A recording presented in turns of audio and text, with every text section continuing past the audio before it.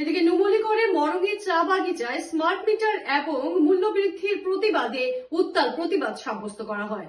নুমলীগড়ের মরঙ্গী চা বাগিচায় উত্তাল প্রতিবাদ, স্মার্ট মিটারের বিরুদ্ধে প্রতিবাদ সাব্যস্ত চা শ্রমিকের। এদিকে অত্যাবশ্যকীয় সামগ্রীর মূল্য বৃদ্ধি, অন্যদিকে স্মার্ট মিটারের জ্বলছে রাজ্য, চারদিকে গর্জে ওঠা জনগণ। বিজেপি সরকার হায় হায়, বিজেপি সরকার হুঁশিয়ার, স্মার্ট মিটার বন্ধ করা হোক, বিদ্যুৎ মন্ত্রী মুর্দাবাদ, অসম সরকার হায় হায় ইত্যাদি স্লোগানে উত্তাল করে তোলা হয় প্রতিবাদ স্থল। শীঘ্রই যদি সরকার চা শ্রমিকদের দাবিগুলি ৪৫ দিনের ভেতরে মেনে না নেয় তবে স্মার্ট মিটার সহ ধনশিরি নদীতে তারা ভাসিয়ে দেবে, এই হুঙ্কার দিয়েছে চা শ্রমিকেরা। হয় আজি আসলে আমি মৰঙী বাগানবাসী ৰাইজৰ সহযোগত যে যিটো আমাৰ স্মাৰ্ট মিটাৰ যি জ্বলা-কলা খুৱাইছে আৰু স্মাৰ্ট মিটাৰৰ কথা আমি যিমান দূৰলৈকে জানো আচলতে যিখিনি কমাৰ্চিয়েল আচলতে উদ্যোগ বা প্ৰতিষ্ঠান তাতহে লগাৰ ব্যৱস্থা কৰিছে, কিন্তু গাঁৱত আচলতে আদানী আম্বানীক আচলতে চহকী কৰিব পৰা যিটো এটা প্ৰক্ৰিয়া চলাইছে, তো আমি বিদ্যুৎ মন্ত্ৰীক আমি মৰঙীবাসী ৰাইজে আচলতে গৰিহণা যোগাইছো, আপুনি স্মাৰ্ট মিটাৰ দিয়া বন্ধ কৰক। কিন্তু আমি এটা কথা সকীয়াই দিব বিচাৰো যে মৰঙীবাসী মৰঙীবাসী ৰাইজে আমি মৰঙী চাহবাগিচাবাসী ৰাইজে যে স্মাৰ্ট মিটাৰৰ বদলি যে যদি আপোনালোকে আগৰ যিটো পোষ্টপেইড আমাৰ মিটাৰ আছিলে সেই মিটাৰে আমাৰ আচলতে থাকিব লাগে, আৰু অন্যথা আমাৰ স্মাৰ্ট মিটাৰ আমি 30 দিনৰ পৰা ধৰি 45 দিন এটা আমি সীমা বান্ধি দিছো। যদি স্মাৰ্ট মিটাৰখিনি বিদ্যুৎ বিভাগৰ বিষয়ববীয়া যদি আমাৰ স্মাৰ্ট মিটাৰসমূহ যদি খুলি পেলাই লৈ নাযায়, আমি কিন্তু সেই স্মাৰ্ট মিটাৰসমূহ নিজেই সকলোৱে ঘৰে ঘৰে আচলতে খুলি পেলাই আমি নদীত আচলতে জাহ যোৱাই দিম। এটা কাৰণে তেতিয়া কিন্তু আমাক বিদ্যুৎ বিভাগ বা প্ৰশাসনিক বিভাগ বা চৰকাৰে আমাক কিন্তু দুখাৰ জনাব নোৱাৰিব। উপায় নাই, বাৰম্বাৰ আমি চৰকাৰক অনুৰোধ কৰি আহিছো যে এই স্মাৰ্ট মিটাৰটোৱে আমাৰ শ্ৰমিক ৰাইজক কুংগা কৰি পেলাইছে।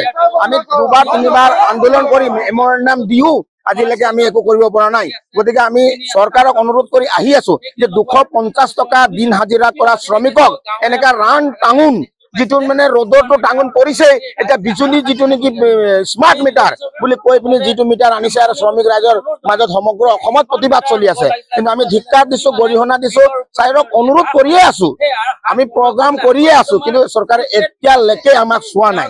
গতিকে আমি পুনৰ মুখ্যমন্ত্ৰীক 45 দিন 15 দিনৰ সময়সীমা আমাৰ ৰাইজে বান্ধি দিছে, নহলে নিজেই মানে হাততে তেওঁলোকে মানে এই স্মাৰ্ট মিটাৰ মানে নদীত পেলাবৰ কাৰণে বাধ্য হ'ব। গতিকে আমি বাৰম্বাৰ কৈ আছো, শ্ৰমিক ৰাইজে 250 টকা দিন হাজিৰা কৰা শ্ৰমিক তেওঁলোকে নিজেই ভালকে চলিব পৰা নাই, আৰু 1200, 1300, 1500, 1800 যদি মাহেকত যদি বিজুলী বাতি দিবলগীয়া হয়, তেতিয়াহ'লে এই মিটাৰ থকাতকে নথকাই ভাল।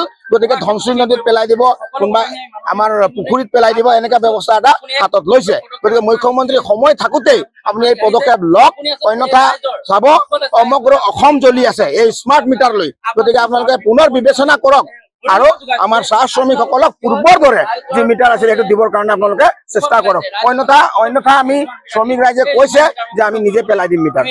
আমি স্মাৰ্ট মিটাৰৰ বিৰুদ্ধে আন্দোলন কৰিছো আৰু আমাক স্মাৰ্ট মিটাৰ নালাগে। আগত যিটো মিটাৰ আছিলে সেইটো মিটাৰে আমাক লাগে।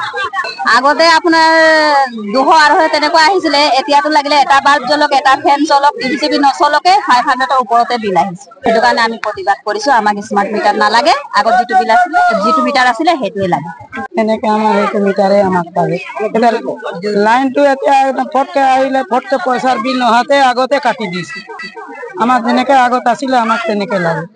যে কোনো খবরের জন্য যোগাযোগ করুন 7099017330 এবং 7099017110 নম্বরে।